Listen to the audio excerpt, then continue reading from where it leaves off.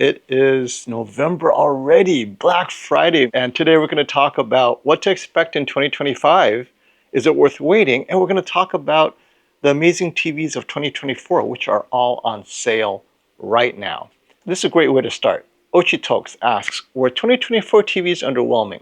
What were you expecting? Other than price, what were you expecting, Ochitoke, in terms of being impressive, right? And we will also talk about the PS5 Pro. Let's get started with 2025 TV rumors, expectations, and realistically, what should you be expecting? So we'll start with the big one, right? Literally, 83-inch QD-OLED. But first, a word from our sponsor, Whokeys. Hey friends, want to upgrade to Windows 11 Pro but can't afford the official price of $199? How about $21 or Windows 10 for $16 with my discount code SF20? Thanks to our sponsor, Whokeys. Yes, Black Friday is here. Get an additional 30% off with my code SF20. Go to Whokeys.com, add Windows 11 Pro to your cart, apply my discount code SF20, and bam, only $21. Here's how we activate it. Go to your Whokeys account at the top right under User Center, click on My Purchased Orders, click on View Keys and Code, click Get the Key, copy the Windows 11 Pro key under Code Card, then go to your system settings, scroll down and click Activation, click Change Product Key, paste the key code, click Next, and you're done. So don't miss out on these amazing deals. Click on my links in the video description below. 83-inch QD-OLED. So a lot of rumors that this may be the year they're releasing it officially from Samsung. Now, whether other TV makers have access to this is another question, but Samsung for sure. If they are making, Samsung Display that is, if they are making QD-OLED at the 83-inch size, then you'll see a Samsung S95 83-inch QD-OLED. But there's also word that certain regions will be getting a WOLED version of 83 inches. So it's like that whole panel lottery again. Now the USA, I'm going to assume, will get the QD-OLED. But this means that it'll be limited inventory on the one hand, right? So if you guys really want the 83-inch QD-OLED, keep in mind that they won't be easy to get if it's restricted again. And number two, if it's a small batch, it may be the only brand or the only the only TV maker that will be releasing it. Will probably start with Samsung. I would be surprised if Sony has one, but you never know. Maybe they bought it up. Hey, Sony, right? But I envision that if it was a Sony 83-inch QD-OLED, it'd be very expensive. But then if it's a small batch, it's perfect for Sony, right? Sony likes to sell things in small batches, especially at its premium size. So let's talk about the 83-inch, at least those in the USA, right? First, if it's like $20,000, that's a moot point, right? I'm assuming that's a no-go for many of you. So at what price are you willing to pay for an 83-inch QD-OLED? And let's use the LG MLA G4 at 83 inches, right? Starts off at 6,000, somewhere around there. Now it's down to 5,000. It'll be 4,500. I think it's probably 4,500 right now. Black Friday prices. So is 5,000? We'll use that nice round number. Is 5,000 cheap enough for you? Because if it's 6,000 or 7,000, although we're excited, it just means we'll have to wait a few more years before that size catches up to a price where, let's compare the Samsung QN85D, legit TV, 85 inches, mini LED, Neo QLED, great gaming TV, right? It is a good TV, and it's $1,600 if you're a AAA member right now. So $1,600 for an 83 or 85 inch mini LED, and if you're willing to go to the TCL 98 inch, it's like $2,300 right now. That's insane.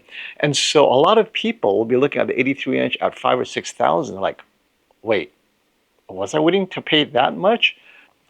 And will Sony and others have 2.1 HDMI? The answer is no, AJ, and I'll tell you why real quick. The cost to make 4 of these ports does not make sense to Sony because it adds, I'm just going to throw this out there. Let's say you go from a Bravia 7 costing $1,400 to costing $1,600.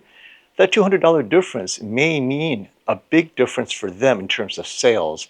And how many more TVs are they selling if they have to charge that much more. And the reason is they are not the boss of their 2.1 access, right? They have to get MediaTek. They either have to buy an extra MediaTek chip and then integrate it into the SoC to get 4, because until MediaTek has 4 on one SoC, Sony has to add another SoC and then just throw away the rest so they can have 4 2.1, right? Because a lot of that is in the SoC and the way it controls all 4, and that's not available. Well, maybe it's available now at MediaTek. So Sony is really reliant on MediaTek. If MediaTek offers it, they'll have it. If they don't, they won't. Whereas LG and Samsung designed their SoCs from the ground up to have 4 full bandwidth 2.1. And to help those who are just joining us, 2.1 today no longer means what it used to mean. We as gamers and enthusiasts, when we say 2.1, the original meaning was high bandwidth, at least 40 gigabits per second, capable of 4K, 120, VRR, HDR, 10-bit. We're talking the kitchen sink, at least 40 gigabits per second. And now, today, the HDMI organization has completely denigrated 2.1 to mean as long as it passes 4K, it's 2.1, or maybe even 1080p, it's 2.1, right? So to say 2.1 is very confusing. We'll just call it high bandwidth ports, and high bandwidth is really limited to gaming. For everyone else, you don't need it. And even console gamers, honestly, unless you are really pushing 4K 120 for real, you probably don't need it. But now that we're getting more next-gen console talk, maybe you will in a few years, and by that time, maybe Sony will have it. But that's another thing, is why do you need 4, right? Unless you have multiple sources of PC-level gaming, it's not yet a thing for the mass populace, right? And if cloud gaming takes off, it may be even more of a moot point. But yeah, so just to be fair, Sony and everyone else not named LG and Samsung are definitely reliant on third-party chip makers for that. And here we go. Love these questions. Tai Bui asks, need your opinion. Mainly sports, hockey and football with some movie watching, no gaming. TV will be across from big bay window, which has curtains. Would you recommend a 75-inch Bravia 7 or a 75-inch Samsung QN90D? So both of them are bright. I actually have the QN90D right here. I have yet to compare the two, and I have the Bravia 7 right next to it. I suspect the 90D will be nearly as bright. The Bravia 7 is definitely one of the brightest mini LEDs you can get. Now, the QM8 is slightly brighter, the U9N is slightly brighter, but then in getting brighter, you're losing a bit of that color accuracy, color saturation. It's a little bit desaturated when it gets brighter than the Bravia 7. The 90D, I'm not sure if it can get as bright, but we'll see. I'll compare it, so if you can wait a little bit, and Black Friday is coming around the corner, I will be reviewing and comparing the 90D with the Bravia 7 later this week, and I should be getting a Panasonic, almost forgot about them. Their mini LED, the W95A, is coming, so we're going to have kind of like a three-way comparison. As you know, I love the Bravia 7, but I'll tell you this, the Bravia 7, their shadow detail, oh, so good, and 90D might be as good, we'll see. But they're both good TVs. Personally, I love Samsung for sports and just general content. Movies, its color accuracy depends on the model, so we'll see. But they're both great TVs. Now, I'll tell you this, the Samsung QN90D, currently its 85-inch is just above 2,000. If you check my link, right? I posted it in the chat on the very top. I pinned it. So I have the buying guide there. I think the 90D is like just above 2,000 at Best Buy. And if you're a AAA member, you go to Samsung.com and validate that you're AAA, you can get it for under 2,000. The 7 will be close to that price as well. All right, next up, LG. Still, the most popular OLED brand is LG, and deservedly so, right? Very mature, very stable. I mean, 5-year warranty on the G5, it just works. When we say QD-OLED is better, we're talking about the 1%, you and I. We notice those differences, but I tell you, give it to your mother, your friends, your sister, your brother, people who don't watch Stop the FOMO. They cannot tell the difference between QD-OLED and regular OLED. To them, oh, it looks great, boom. out the door. And LG is taking advantage of that, which is, hey, OLED looks great, whether it's a B4 or a G4, but next year, G5, what can it do? So a lot of people are asking me, well, there's so many rumors that they're developing an even brighter WOLED, like maybe they're going to push 3000 nits. And we saw this issue this year with the G4. The G4 is brighter than the G3. I have the G3, I have the G4, and when I compare them, yeah, sports is slightly brighter, but it was the white that got brighter. Like hockey was slightly brighter. Anything with white text got brighter, but the colors did not get brighter. Color saturation, color luminance, at higher levels of brightness, the color was even more diluted. And so here's the issue. And this is what I've told many of you when we talk on Twitter. Hey, you think the G5 will get brighter? It doesn't matter if their whites get brighter, unless you're watching black and white movies, then you get a lot brighter whites. The blue is not getting brighter. The red is not getting brighter, right? That we're talking about the pure colors. They are not getting brighter.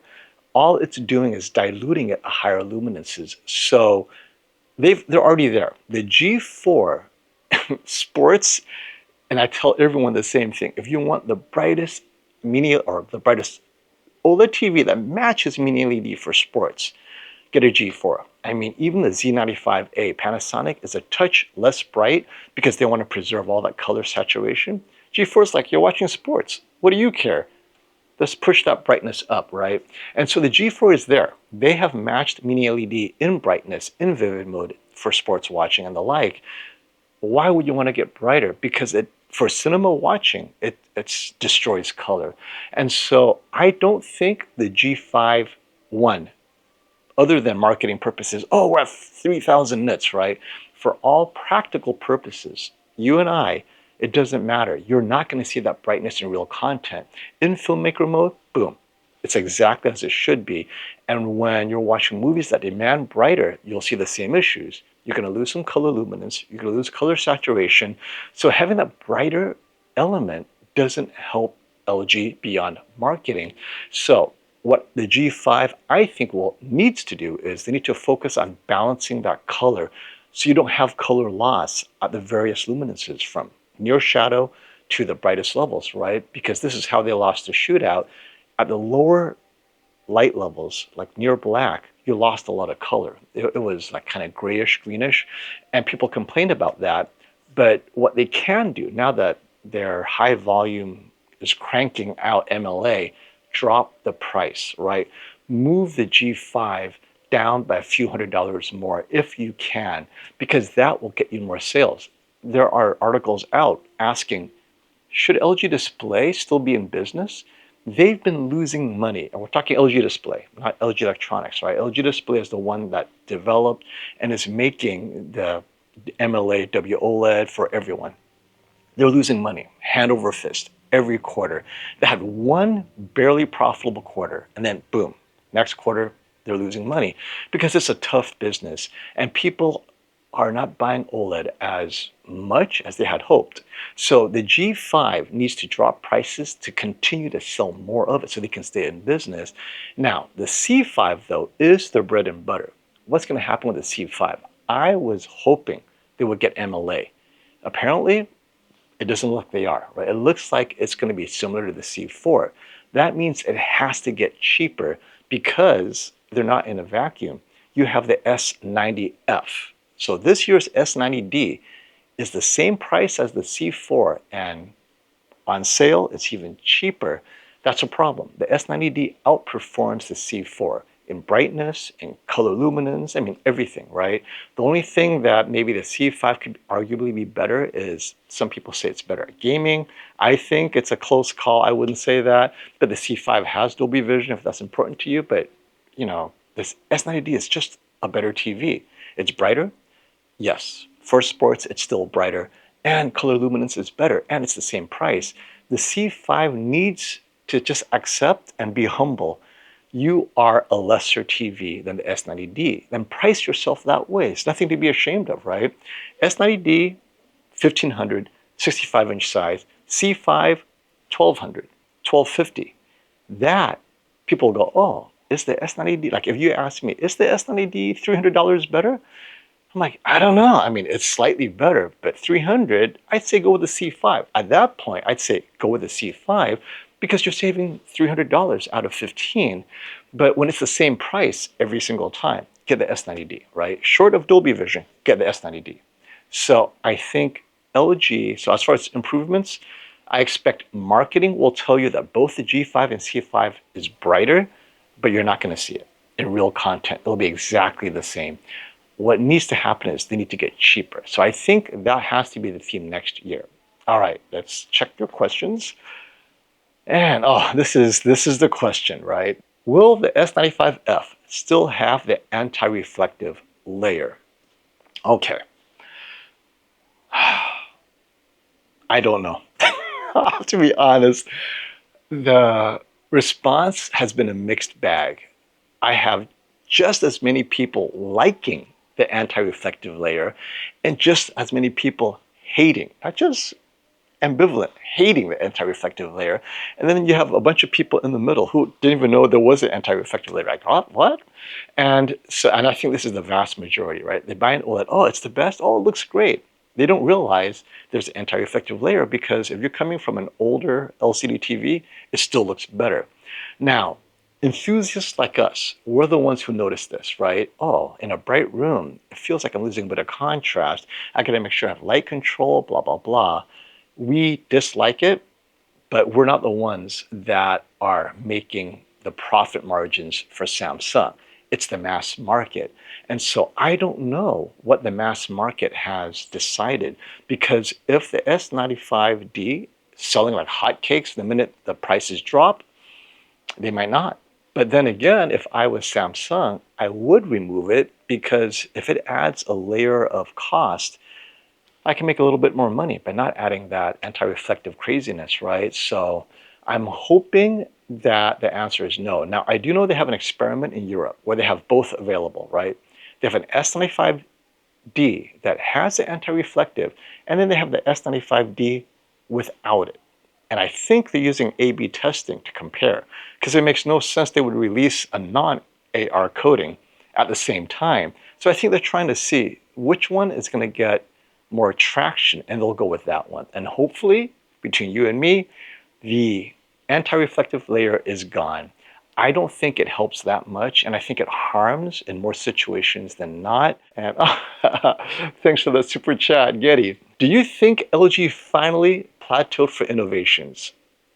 Actually, that gets to a great discussion for 2025 and why we should buy 2024 TVs. And if you don't know which 2024 TVs to get, see my recommended TVs in the link to my buying guide in the video description below, and watch my video explaining why I think these are the best TVs at every budget and size. Innovation as far as what is it we need. So let's talk about innovation in the TV space in general. Many of you are saying, wait, but we haven't hit 4,000 nits. Don't we need more innovations to get to 3,000, 4,000, 10,000 nits? I mean, TCL did it. Why can't we get it there with this technology and that technology?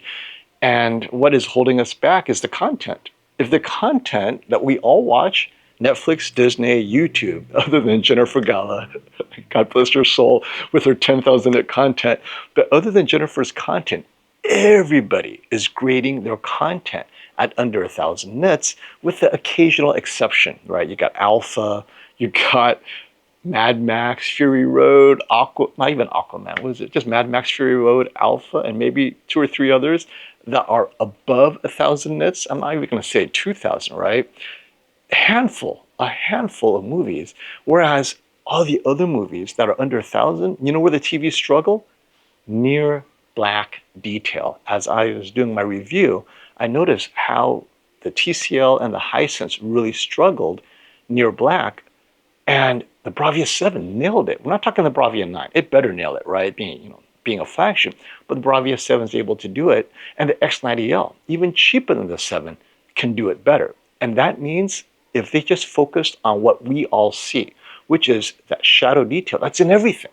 Whereas 1,000 nit plus is not in everything, but everything we watch today on almost any content in HDR, you're going to have dark scenes, and this is where the TVs struggle. And this is where many of you complain, I can't see anything. Well, partly it's because the room is too bright and you have to lower the gamma. But the other part of it is the TV is just crushing it out because LCD TVs are looking at black levels and they think that's what makes it pop, right? But as far as LG, their innovation, I think the last 3 years, MLA was their biggest innovation, and they should have released that so much earlier if they were holding back.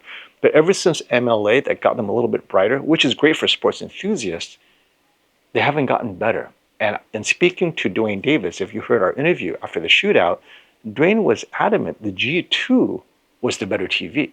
In terms of color accuracy and color image processing, it didn't have MLA, but it's the better TV for everything under 1,000 nits. And he said, so what did MLA do? It made it brighter, but it didn't make the TVs better. And that brighter is just for gamers and sports enthusiasts, right? Where we want that brightness. But they have been unable to improve color volume, color saturation, and that color space. They cannot expand it any further because of the limiting nature of the white OLED, right? The white subpixel limits what they can do. So as far as innovation into image quality, we're done. LG OLED, all that's left is lower prices, efficiencies, and longevity, make the TVs last longer. So any innovation that helps them do those things possibly might be what they're working on, but mostly to lower costs. So the innovation would be production and manufacturing and just efficiencies. But the actual technology itself, there's only so much you could do. We're done with LG. Let's go to Panasonic and Sony really quick. So Panasonic versus Sony. Sony has been king of the roost when it comes to cinema purists, color accuracy, skin tones, motion processing, all of that. Panasonic, when I was done with my Z95A review, boom, feature for feature in terms of cinema, what a cinema enthusiast wants, like myself, motion settings, spot on. It matched Sony in every way. It matched LG. So the motion, out of the box, great. You have many choices. I love the motion of the Panasonic. Skin tones and color saturation, perfect. Out of the box, nailed it. Better than the G4, not. QD-OLED, good. That's for next year. And that's what we're talking about. Once Panasonic adopts QD-OLED, which I am sure they will, Sony already has a limited market share. And as you all know, the Sony tax being what it is, right? So this is great. Sony will now have to maybe be more competitive with their pricing because up to this point, they're the ones saying, hey, you pay a little extra, you got better skin tones out of the box, better this and that. Panasonic's saying, no, you got a second choice. We can do the same. And they've also been pricing themselves quite competitively as they re-enter the US market. I think having Panasonic will cause Sony to reconsider its pricing strategy because it's going to see what Panasonic prices at. And many of you are Panasonic loyalists, right? Oh, wait. It's TechnoDad. Hey, buddy, should I get the Panasonic or the Sony? My friend, if you can afford the Z95A or the Sony, Sony doesn't sell an MLA OLED. So if you need sports brightness, get the Panasonic. The Z95A can get brighter than any Sony OLED. The A95L is simply not, it's QD-OLED, so it looks great watching movies and everything. The minute you put it in vivid mode, it doesn't get any brighter. Its vivid mode is just like standard. It's just barely brighter than cinema mode. Panasonic, though, in vivid mode, boom, now you're getting brightness. But the Sony's color luminance is slightly better. Knowing you, TechnoDad, I think you should get the Panasonic Z95A if you like watching sports in vivid mode, because the Panasonic vivid mode is still pretty accurate. It is very watchable. I watched the Panasonic in vivid mode all weekend, watching college football and NFL. But if you don't care about sports, this TV is for cinema only, then the Sony A95L is going to do the trick. The Bravia 8 does not have MLA. So you're like, well, and in that case, you're deciding between the Bravia 8 and the Panasonic equivalent. Get the cheaper TV. And neither of them are gaming powerhouses, right? They game good enough. So hopefully that helps answer your question, my friend. All right, so blue phosphorescent OLED. For TVs, very unlikely, and I'll tell you why. So TCL, CSOT, they acquired the inkjet printed technology from Japan OLED, right? And they've been developing it and it's ready to go. And they've looked at the market like, this market for OLED is not growing, or OLED TVs. It's stagnant at best. Like at best, it's staying the same. If we introduce this quote unquote better technology, inkjet printed RGB OLED, we're just going to get a small slice of that pie. Unless this pie gets larger, a small slice of a small pie does not justify us investing hundreds of millions to make giant panel inkjet printed OLEDs. So that's TCL. Now, blue phosphorescent OLED is supposed to increase efficiency, and it should allow LG to get rid of the W in the W OLED because it should offer a few things, brightness, but it doesn't offer stability. It doesn't offer longevity, and that's the issue. The reason why you have white W and W OLED is it's to avoid burn-in, frankly, right? The blue OLED was a solution for RGB direct view OLED. So inkjet printed OLEDs would benefit. QD-OLED, because they only use blue OLED, would benefit, but it wouldn't get brighter necessarily. It would just have more pure colors, maybe better luminances, but not necessarily brighter because blue OLED is very unstable. So the brighter you get, what happens? Its lifetime starts to shorten, as if QD-OLED doesn't have enough of a reputation for maybe being less durable than WOLED. Blue OLED is not going to help, right? So at the end of the day, where the space that needs blue phosphorescent OLED would be are devices that require battery life to be longer, and blue makes it more efficient, not necessarily brighter. Just for the same brightness, you use less battery, and that's where they're going to do it first. To take that and bring it to TVs and not sell more TVs because of it doesn't make any sense. So I don't see LG Display saying, oh, we're going to sell twice as many TVs with blue OLED. Does the consumer care? Because like I said, 95% of the use case right now looks identical to QD-OLED. That blue OLED will possibly allow it to win the shootout, but is it enough to justify all this investment? I don't think so. LG Display is already struggling just to stay in business. To completely retool TVs for this is going to put them out of business, I think. As far as Samsung QD-OLED, they're on top of the game right now. They don't need to add blue OLED if they don't have to. When the time comes, they'll do it, but they'll take their time. There is no rush to increase prices because this is going to be very expensive. Early adopting new technology, investing in all new tooling and testing. I mean, let's leave it to the cell phone makers selling $2,000 cell phones and smartphones, right? It won't be in TVs 5 years, if ever. Let's talk about micro LED. Yes, it's DOA, mostly because people don't need it. Micro LED, how is it better than mini LED, LCD TV? So essentially a mini LED, when I say mini LED, it's a mini LED backlight behind an LCD. And so micro LED, you know what it offers that's slightly better? Off-angle viewing, that's one, but it's not brighter. A lot of you think, oh, it's going to be brighter. No, for the same brightness that a mini LED offers, it's a match, all right? Off-angle will be better.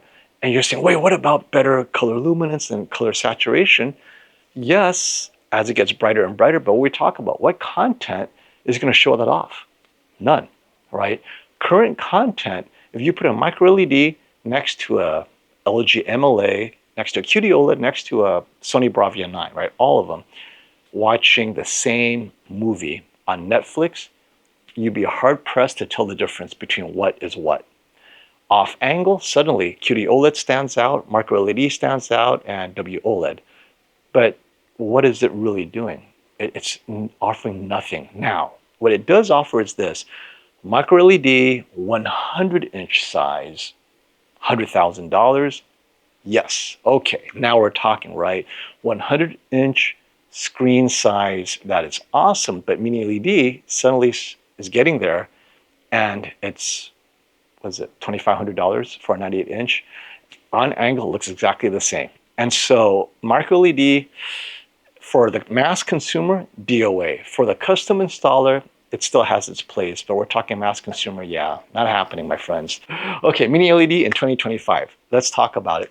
First, I think just like LG's innovation and so forth, when I saw the Bravia 7, which is essentially X95L level technology, right? It's taking the hardware from last year's Sony flagship X95L, updated with slightly better processor, better software, just subtle improvements across the board.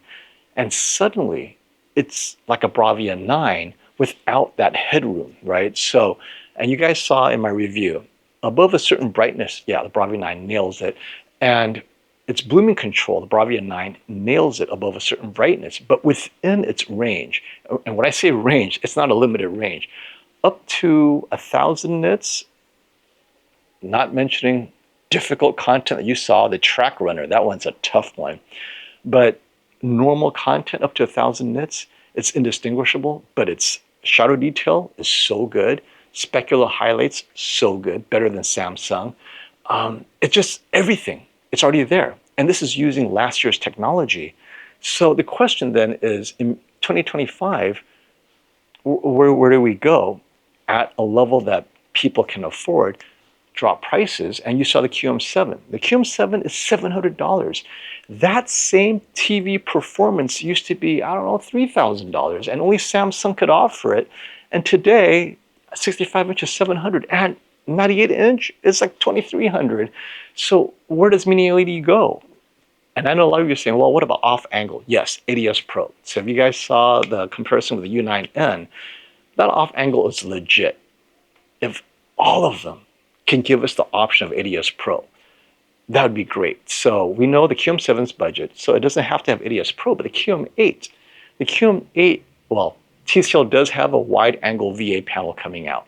So that's one innovation. So wide angle, right?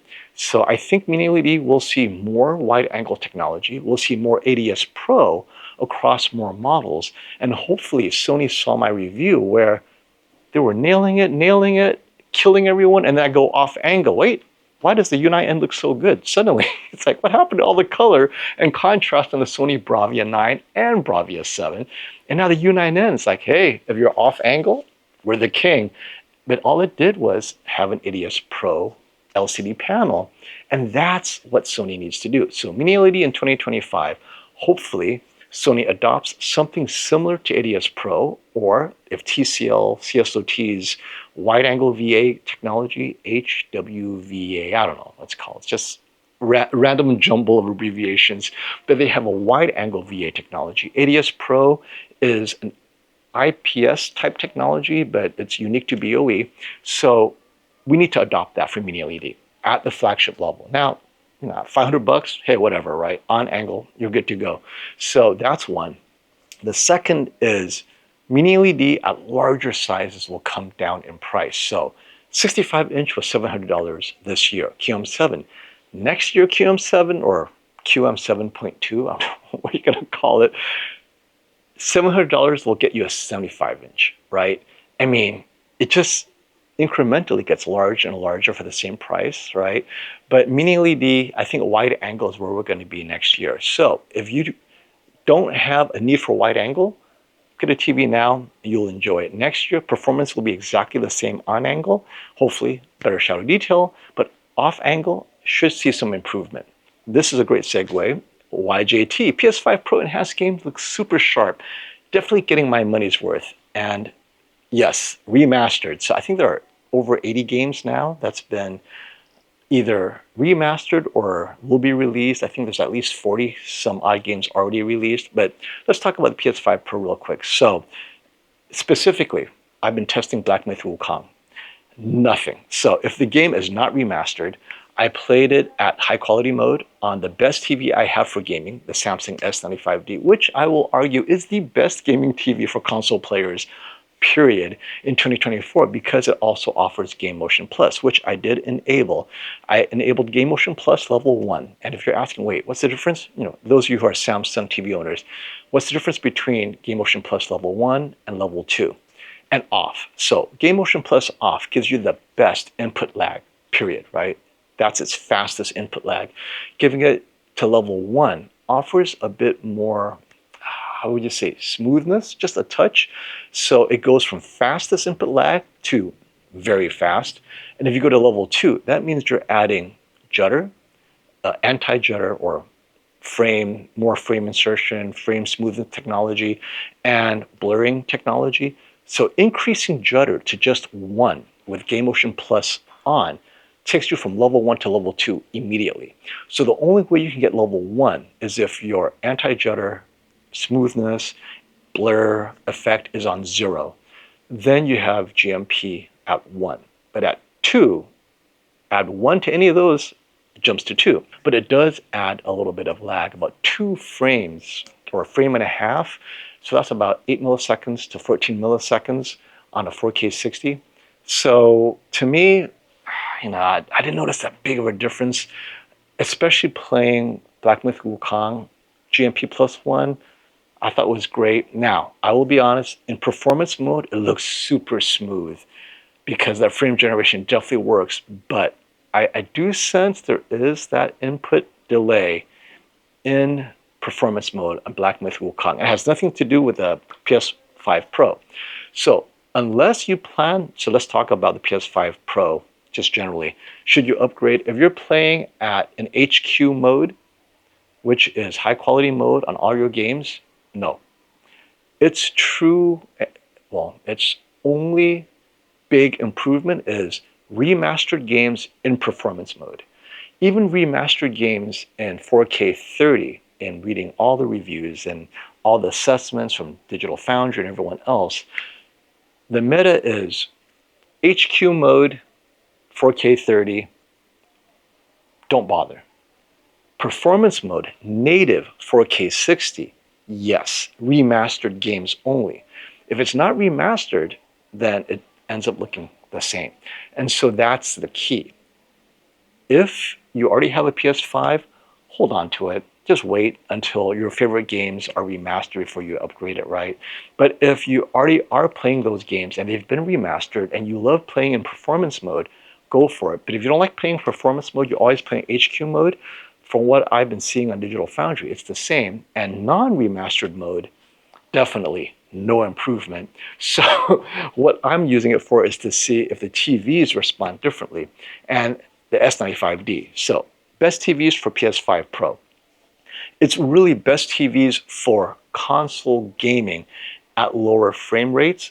The Samsung offers Game Motion Plus, level 1, level 2, and that makes it feel like it's smoother if you're at a lower frame rate. So in 4K 30, if you max it out and you're okay with a little bit more input lag, it does look smoother. The question is, how much smoother? And that's very subjective. It depends on the game, definitely, and also depends on what kind of a game you're playing. If it's like high action, you might not want to play with that at all, turn it off completely. But that goes to the TVs I would choose. In comparing the S95D to the G4, really, it ends up being identical. Other than the S95D gives me more options to make 4K 30 look smoother, whereas on the G4, you could do that, but it adds way more input lag than the Samsung. And that's where the differences are. If you like adding the TV's frame interpolation smoothness, get a Samsung. If you don't plan to use it anyway, then get the G4 or get the cheaper TV, right? S95D, G4. G4 has the 5-year warranty. You're a gamer. That actually might give you peace of mind.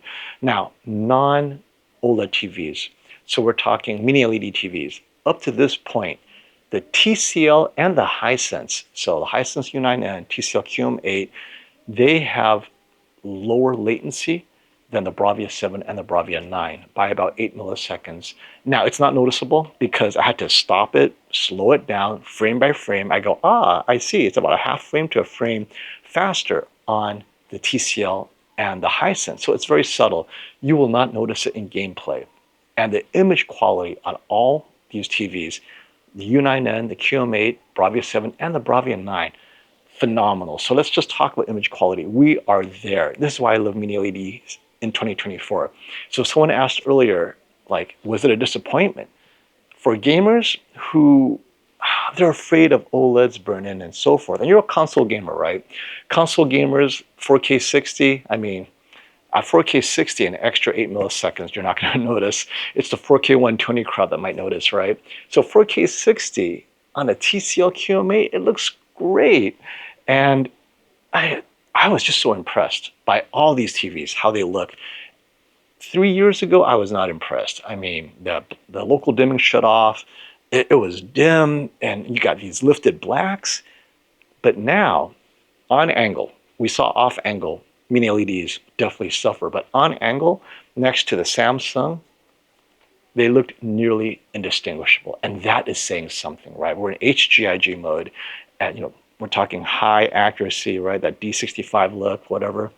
And it looked really good. So I have no qualms recommending the QM8, U9N, probably applies to U8N as well, similar processor, and the Bravia 7 or the Bravia 9 for gaming, console gamers, right? PC gamers are their own breed. We're not going to go there, but if you're an Xbox, PS5, PS5 Pro, the flagship of TCL and Samsung's fine. The QM7 should be similar, by the way. Okay, why not more 8K TV sets? It's because it's a scam. It's such a scam. Okay, so let's talk about, and it's not even in my list, right? 8K is disappearing. If I thought 8K TVs would be a thing in 2025, it would be on this list. On my list is the big topics for 2025 TV improvements. No 8K. And why is it a scam? It's this. Your eyes already have trouble seeing and resolving 4K, meaning 4K looks really good, and we're not even there in terms of getting content to look its best in 4K. Adding 8K, it doesn't do anything, right? It's kind of like you have a wonderful sports car, and you're loving it going 0 to 60, 0 to 75, you're hitting 80 miles an hour, and you're loving it. So what does getting a sports car that gets you 300 miles an hour do? Absolutely nothing, because there's nothing, nowhere to go on any track that you can really use 200 miles an hour or 300 miles an hour. And that's what 8K is. 8K is giving you all this awesomeness that is completely wasted. This whole upscaling 4K to 8K is a scam.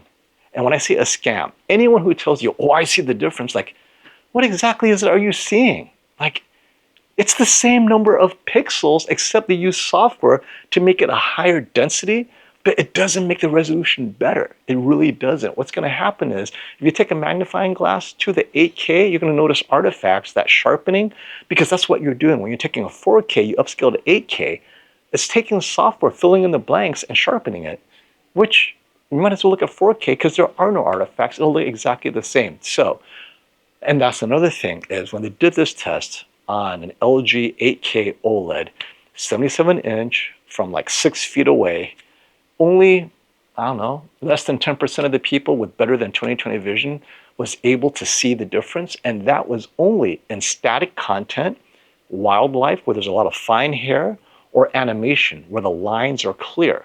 But in just normal movies, where they have the 8K version of those movies, couldn't tell the difference. Why? Because motion at 8K 30 is indistinguishable with motion at 4K 30 or 4K 24 or whatever, right? Motion resolution, for you to see 8K motion, you have to go to 8K 120. No TV is capable of 8K 120, and no content will be created to support other than gaming. So this whole 8K thing, unless it's a static canvas TV, right? Pointless. Because most content we watch has panning, has people moving around. You throw that in there and suddenly the 8K is completely pointless. Okay, now we talked about what to wait for next year. So I think all the improvements next year, these are the two big improvements that will affect your decision making. First, if you're planning to buy a mini LED and you're off angle a lot, you might want to wait, because off-angle technology, and we're talking flagship mini LED, not El Cheapo mini LED, like the QM7. I don't see it benefiting from the more expensive wide-angle viewing technology that TCL is releasing. But if you're in the market for a QM8, Bravia 7, Bravia 9, that level, we're talking over $1,000, then you might want to wait to get better off-angle technology. Now, if you're looking at a Hisense already, don't wait. The 80S Pro is out. The U9N, the 75 and 85 inch size, well, You have to wait. When they release it, it'll be released soon. But the U9N already has it. So next year, maybe software would be better in terms of near black shadow detail, maybe not. So if you're waiting to see if it gets better, but I know the prices will be very similar to start at the beginning of the year, and it could drop a little bit more. So that's another thing. You can wait to save money, right? So get 2024 TVs in 2025, prices will drop even further. And those are the two reasons to wait for mini LED. Wide angle, prices dropping. Now, brighter TVs, I think we're done. It does not need to get brighter until we get content. So until I see real content, we're talking movies, right? Not Jennifer Gala, I love you, but most people are using this to test TVs like myself and show, or using it as a screensaver, right? Just pew. But the reality is real content that you guys watch, Disney, Netflix, all that good stuff, you're not going to see the difference between a brighter OLED and a less bright OLED because it's going to be set to accurate. Now, sports, we're already there. The G4 gets as bright as it needs to be. S95D can get that bright, but then it starts to taper off and dim. So QD-OLED is not there yet. If you need a sports OLED, I still think the G4 is the way to go, or the Z95A, but it only comes in 65 inches. But that's something to consider. But I would prefer a larger mini LED. Then I wait next year, get the large mini LED wide angle viewing so that all my friends can sit on the couch and enjoy it. Unless it's the Hisense U9N, then you can enjoy that now. So that's one reason to wait. What are the El Cheapo brands now? That is funny, Don. Yeah, what are the El Cheapo brands? Would it be the Sansui? So there, yeah, you know what? TCL has gone up market. Like $700 is not El Cheapo. But I would have to say, so let's talk about what are the trends in 2025. We're not quite at the point of free TVs, but we're getting close. So when I say El Cheapo, we have brands now like Walmart specials, where it's the on brand, ONN, or other brands that rely 100% on ads, like mandatory ads. You cannot opt out of it. You have to watch the ads. But in return, you get an El Cheapo TV, meaning I don't want to say it's free, but they're selling it to you at cost next year. And then the year after that, it'll be below cost. And then the year after that, maybe it'll be free, because long term, what has Vizio taught us? Speaking of Vizio, let's just sell them El Cheapo TVs. In other words, the hardware specs are 2 years old. Everything is 2 years old, right? We build it cheap and we focus on the ad experience for the sponsors. Make sure we gather as much data about you as possible. Make sure the ads are relevant so that you actually go out and buy that car, that dishwashing liquid, that pair of shoes, whatever, right?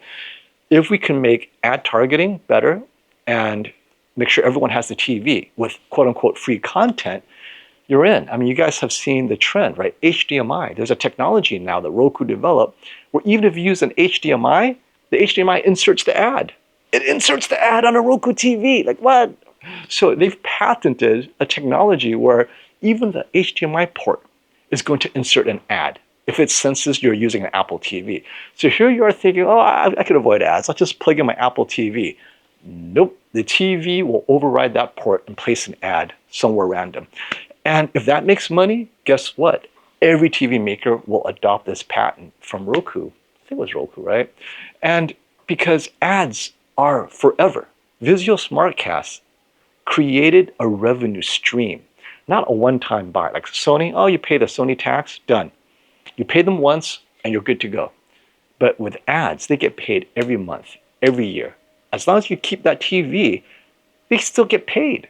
And so everyone's saying, wait, let's think long term. In the first year, we lose money on the TV. In the second year, we make up for that. And in the third year, pure profit. And so they look at this as a 3-year ownership plan. And so now the good news is this. As long as they can make the TV last, so we're back to wait, maybe we should make the TVs more durable. If they can make the TVs more durable, then they don't have to sell the TVs to you at a loss. They sell it to you and it lasts forever and you're stuck with this ad generating machine. So I guess maybe it actually works out because you guys get your durable TV in return for watching ads, which is exactly how it was in 1990. You buy a TV and you watch whatever broadcast and you're stuck with ads and you can't do anything about it. So here we are, back to where it was 20, 30 years ago. Q990B soundbar, maybe upgrading soon. I got that FOMO seeing the Bravia quad, but I missed that center channel. Any other suggestions? Oh, let me talk about that. I have the quad still. I mean, it is my go-to sound system right now. It is that good. So I'll tell you this. If you're sitting center, straight center in front of the TV, don't worry about the center channel. The software, everything about it, perfect. The only time that center phantom falls apart is if you shift maybe off angle. So like, why would you sit off angle, right? So the people to your right, 3 feet, may notice that, oh, how come I'm getting vocals on one or the other of the quad? But anyone sitting in front within a foot, 1 or 2 feet, I mean, you don't have to be like dead center, right? But if you're generally in front of the TV between the two quads, boom, phantom channel, you're done. Works perfectly. I love it.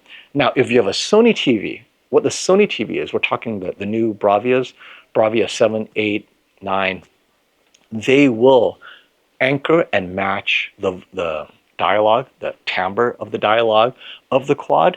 So even if you're off angle, the Sony TV will make up that difference, and then suddenly you have yourself that center. So Sony TV plus quad, the Sony TV optionally could be the center channel, and it matches it fine. I've tested it, works perfectly, but I don't need it. I prefer just on and we're good to go. But if you have those that sit to your left and right and they're complaining, then you could turn on the vocal channel on the Sony TV and you're good. Now here's what I like about the quad. Subwoofer always adds oomph, but I think it's good enough that you may consider just playing without it. And if you really are missing something, then get the SW5. But I'd say get it without it to start. The only thing that I spoke to Sony is they just need a slightly more powerful subwoofer. I felt that the Q990B had a better subwoofer than the SW5. The SW5 goes a little bit deeper, but it's kind of like muffled rumble, right? The 990B, it's a sharp drop. There's no low rumble, but it hits harder up to where it can go. And I think that was more impactful for me. So the 990B, let's just start there. It's a very good soundbar. I had that one for a few months. I reviewed it. I really liked it. And ever since the 990B, 990C, 990D, same system every year. They just add an additional feature here and there, but the sound quality is exactly the same. It is my go-to recommendation. If you have the 990B, do not get the quad, because the quad is a little bit better, but is it worth trashing the 990B and buying an all-new system? Definitely not. I really like the 990B. I mean, it's kind of like that FOMO. Am I missing something? If you don't have anything, get the quad, right? You're done. If you have the 990B, I don't want you to spend that money. I'd rather you hold on to it and just wait to see when the 990B breaks, because it's that good. You got yourself a flagship soundbar. This should not be replaced every year. It's just so good. And this applies to the Arc Ultra and so forth, right? So Sonos released the Arc, and it has more bass in the soundbar itself. But again, what's the point? Your 990B has a subwoofer already. That Arc is not going to match. You're going to be disappointed with the Arc Ultra unless you add all the surrounds, and then you add 2 subwoofers, right, for more balanced bass, or you stack them to get more deeper bass. How much is that going to cost you? And after all that is done, what the Arc Ultra system will bring you is lower bass, but you're going to have to get multiple subs. So I think with Sonos, you have the option of getting maybe 4 subs, 3 or 4 subs to add. Stack them, right? Don't put them all over your room. All that at best is giving you even bass for everyone else. But if you're the one sitting, stack them and put them right behind you. Now you will have an amazing system, because extra subwoofer power is always awesome. And that would be the upgrade, is the Arc Ultra, multiple subs, more than 2, stack them near field. Okay, why doesn't anyone talk about the Sony Bravia 8? Best Buy has 65-inch for $1,700 right now. Bravia 7 is $1,400. Okay, let's take a step back. So if those of you who don't know, the Bravia 8 is an OLED TV. The Bravia 7 is a mini LED TV.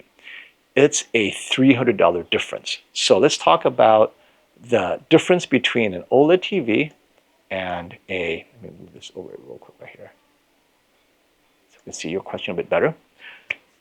So if you watch sports, the Bravia 8 simply cannot get bright enough, Jody. Now, if you don't watch sports, I heartily agree.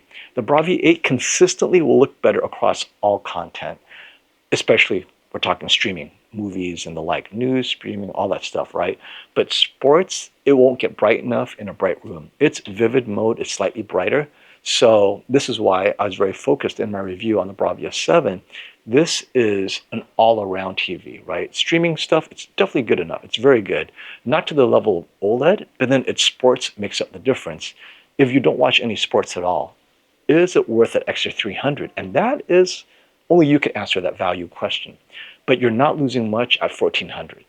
That $300 is giving you slightly better contrast in all conditions. You don't ever get blooming. You're going to get amazing specular highlights, right? You know, the star field looks great, but what are you watching? If you're watching mostly movies off of Netflix, you're not going to notice the huge difference, in my opinion. Now, if you are gaming, I think the Bravia 8 is going to give you better input lag, so that's great. If you are critical cinema enthusiast and you plan to have your TV calibrated, then you will never get the blooming issues that a critical watcher will notice, and that's worth $300. But if you're a regular everyday Joe, I'd save the $300. I definitely would, and just get the Bravia 7, because regular Joe watches a lot of sports, and you will love the vivid mode. I really like what they did with how they did vivid for sports watching. I'm a huge fan. I'd like to see a TV comparison for streaming content quality, since that's what most people do now. So many variables. I've spoken at length to other reviewers who attempted this, right? And Classy and I talk about this all the time. Assuming perfect gigabit connection, assuming not a bunch of people logging on to that platform at the same time. Let's say you have Fire Stick, Roku Stick, the new Chromecast dongle by Google, and you have internal app. Okay, this is all streaming. And they all have variations of quality.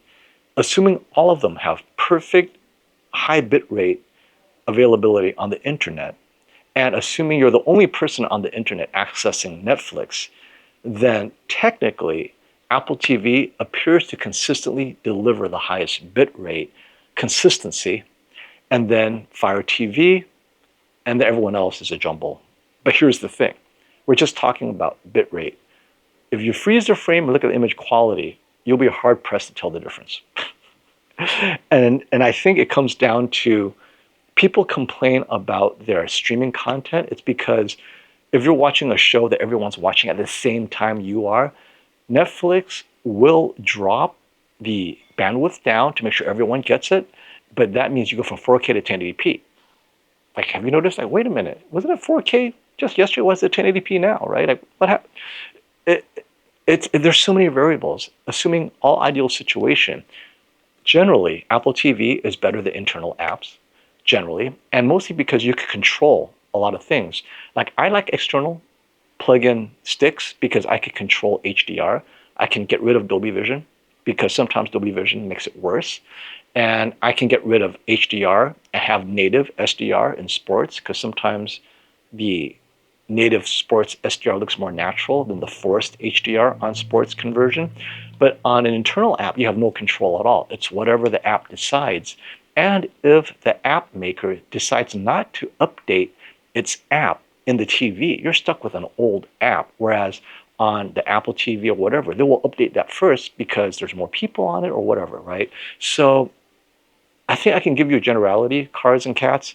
Apple TV consistently across whatever platform is good, but that's why it's expensive. Second is Fire TV if you watch a lot of Amazon Prime, which makes sense. But Amazon Prime natively on Sony, now that the Bravia 7, 8, and 9 have Amazon calibrated mode, I prefer that. I really like Amazon calibrated mode on the Bravia 7, 8, and 9, although I'm not normally a Prime watcher. In testing it, boy, when it went from movies to sports, sports immediately looked like a better vivid mode, right? Natural skin tones, whatever. I didn't have to change it to vivid mode. It did it on its own. but it still says calibrated. So the TV itself, speaking to Prime servers, the Prime server will say, hey, you need to be brighter for this. Boom, it gets brighter. Or you need to do this. So on the sports, it increased the motion interpolation. Like I had to have to change the settings. It was pretty consistent. Now, TV shows, older shows, it look the same. It's really going from filmmaker mode to sports. The TV does that automatically, which I really appreciated. So, I mean, that's something that is developing across all brands. Internally, for now, I would say the Sony Bravia 789 has the best internal Prime app, bar none, because they work so closely with Prime on that. So hopefully that answers your question, Cards and Cats. But you're not going to see reviews that is helpful to you because you cannot take all those variables. Okay, so for built-in app, Bravia 7, 8, and 9 then? Well, only if you watch a lot of Prime. Netflix built-in, I think it looks fine, but I can't stop Dolby Vision. It will force, like Netflix says Dolby Vision, it will be Dolby Vision. Whereas on Chromecast, if I felt the Dolby Vision is too dark, I could turn off HDR and boom, I have the SDR version